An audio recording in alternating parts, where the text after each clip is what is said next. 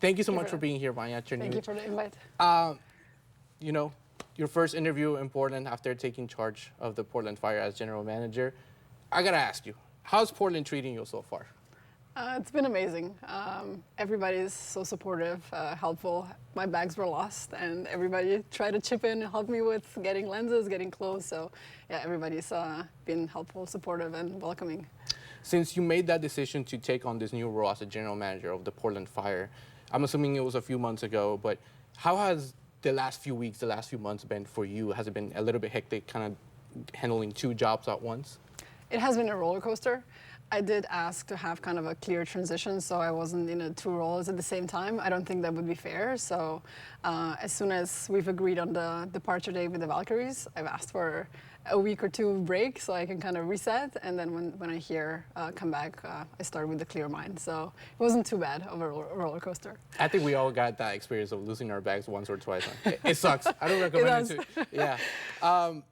I'm curious, what was it about the city of Portland or the Portland Fire that called your attention and you said, I want to be a part of this new thing? I think it was kind of both. I'm not going to pretend I'm from here and kind of understand the culture of the community supporting the women's sports in general. But ever since I started the interview process, the ownership has kind of inspired me with their vision, where they want to take the Fire, and not only the basketball team, but also how to combine it with the Thorns and how to inspire and build around the athletes and kind of reignite the community around women's sports.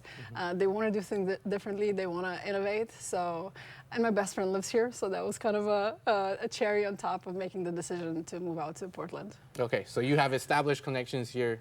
We're not worried about you leaving anytime soon. No, hopefully. Okay, so I have to ask you, and because I wouldn't be doing my service as a journalist, but if you don't have an answer, that's okay. The head coach search. How is that going so far? Is there anything you can share with us? The only thing I can share that we've started the interview process. We do not have a timeline. We're just focused on the right fit so far.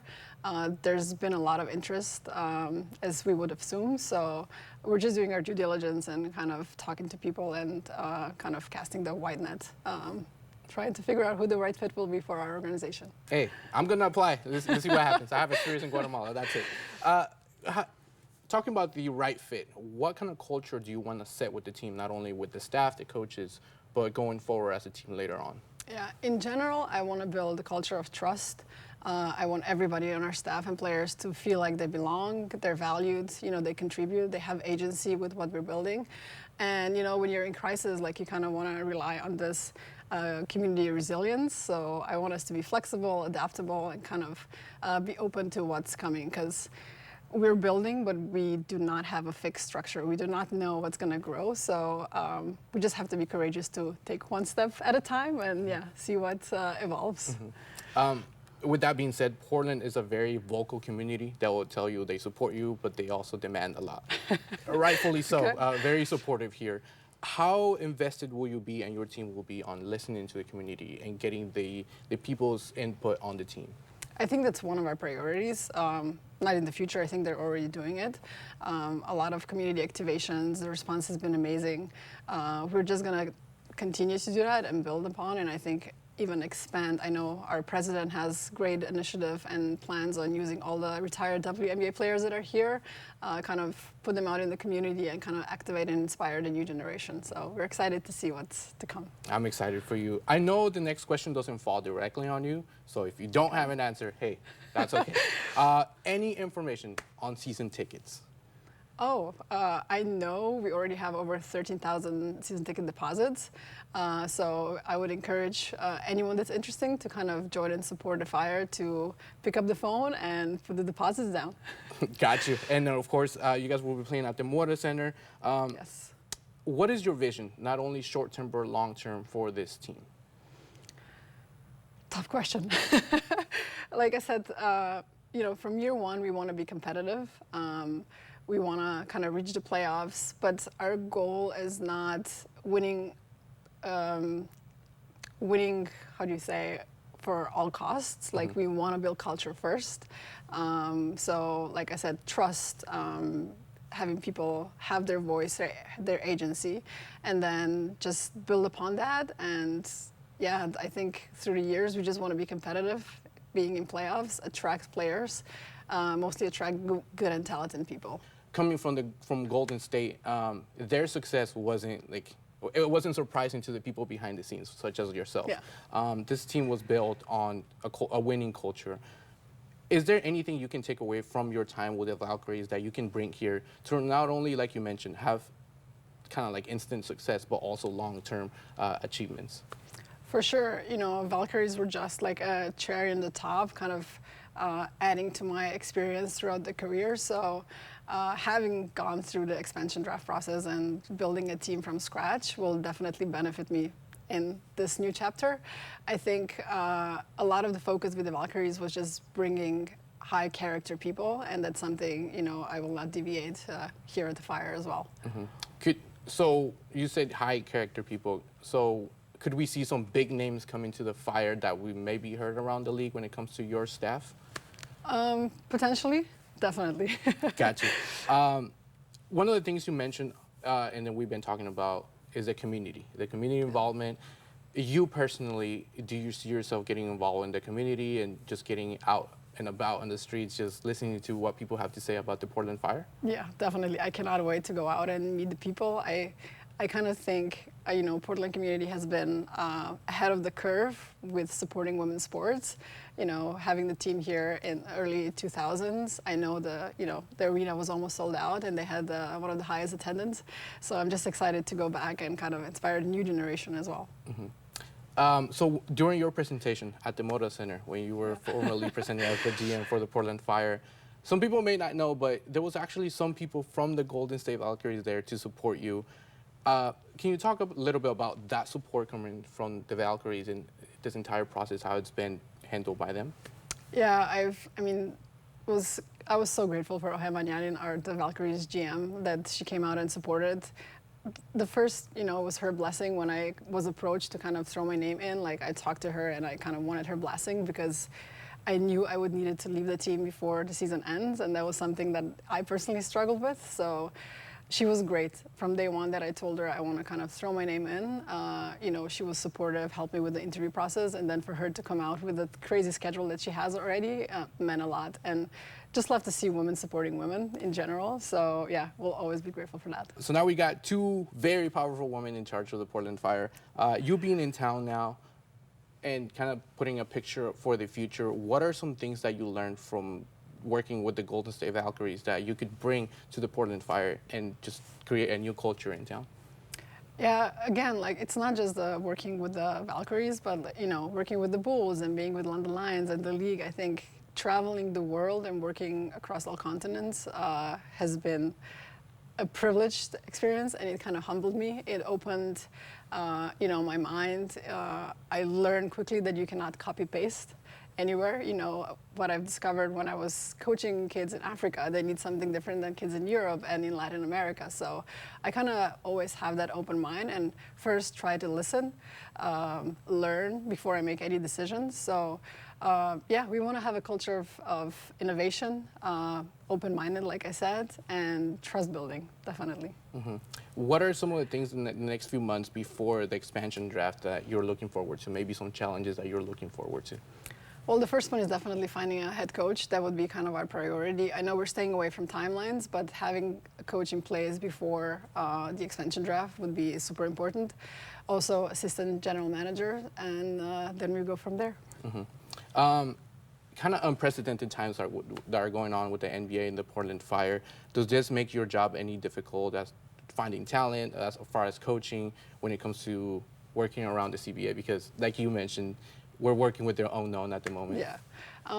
No, we're just planning ahead like it would be last year, similar. So planning for the expansion draft early in December, and then free agency February, late January, February. So that's kind of in plans right now, but we're also ready to pivot if we need to. Mm-hmm. Talking about this expansion draft, and if you don't know, that's okay, but yeah. Do you know last year the expansion draft was in San Francisco, Bay Area? Yeah.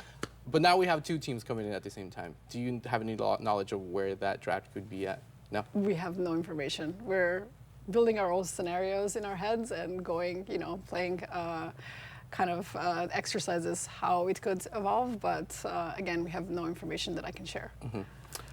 Do you have in mind already the perfect team you would like to build on? Would you like to build a very defensive-minded team? Would you like to build with a coach that's more offensive? What do you think so far? It's also hard to say because I want the head coach to have kind of most of the say, you know, how he or she sees the strategy, philosophy of the game. But I also think it's going to depend a lot of who we end up with the expansion draft and, you know, in free agency. I'm always of the opinion that you need to look at your personnel and who's on your roster and adapt your strategy to the players versus trying to kind of have players fit into your strategy of how you want to play basketball. Couple more questions. But the NBA, well, the entire sport of basketball is more globalized than ever before. Yeah. You, with your experience in Europe, is there anything that you can take from European basketball or just international basketball that you want to bring to the Fire to maybe give a new perspective of basketball in the WNBA? I think basketball has gotten so global that, you know, you cannot say international basketball is way different. What is different is more the scheduling. You know, there's less games in Europe. There's not as much, not even comparable investment in Europe in the sports, you know, so there's no facilities being built for women specifically. The travel is completely different than what we have here. So on the business side, the basketball in Europe or internationally is still lacking the investment that it's needed. So, but the talent has always been there, you know. But now the players that see the growth of the W League here, you know, they want to be here. And not just the growth of the league, the fans, the community that's kind of supporting them and coming to the arenas to watch the games. I think that's, for every athlete, that's, you know, a dream scenario to play. So it's going to be interesting to see with all the expansion teams coming in, how much of the international pool will get brought in. Hopefully you bring in some players from Guatemala, you know, you just never know. Okay, so talking about that international experience, what have you seen from around the league, from your experience internationally, that maybe Portland can excel on when it comes to, I don't know, international fans, the international experience when it comes to social media? What are some things that you want to engage more here in Portland that we might not see it in the United States as much? Sharing stories of the players that we're going to have on the roster, because we don't know who they are. It's hard to say if they're going to be domestic, international. I think it's going to be a good mixture of both. I'm a huge believer of sharing stories. You know, players come in with their own youth development, family backgrounds, you know, their forms of life, and I think the community connects to them better if they know who they are. And female athletes usually are way more open to kind of share those stories. And they have different interests outside of basketball as well, so it's very easy for them, for fans to connect with them and come to the arena and support them more passionately. Talking about the fans, I'm sure you've seen the comments, all the pages that have been made. Yeah. What excites you the most when it comes to the fans being so engaged and so thrilled to have the Portland Fire back in the WNBA? I mean, that's what we do. We do it for the fans, right? So as of now, it has been nothing but, you know, positive support. I'm expected to get some negative feedbacks at some stage, as it, you know, it usually is. But we wouldn't be here without the fans. So I'm super grateful to have that support, and I hope it just continues to grow and stays positive. And then my last question.